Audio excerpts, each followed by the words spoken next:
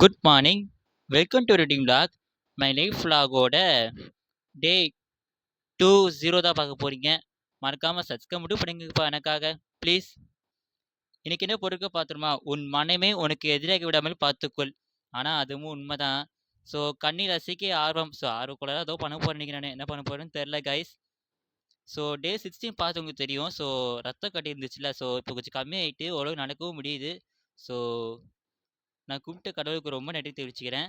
So anyways காசு இருந்தால் சரி, ஒரு வழியாக குளிச்சு முடிச்சு ப்ரெஷ் பண்ணிட்டு ட்ரெஸ்ஸு போட்டிருக்கேன்ப்பா அன்றைக்கி நான் ஒரு வழியாக. ஸோ காலேஜுக்கு வந்து விளாக் கண்டினியூ பண்ணுறேன், ஓகேவா? அப்புறம் அப்படியே காலேஜுக்கு வந்து சேர்ந்துட்டேன். ஸோ ஆஃப்டர்நூன் கட்டிருப்பில் விளாக, ஓகேவா?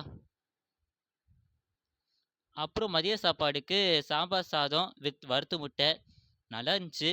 ஸோ வேறு வழியில் ஆஃப்டர்நூன் சாப்பாடு சாப்பிட்டு கிளாஸுக்கு போகிறேன், ஓகேவா?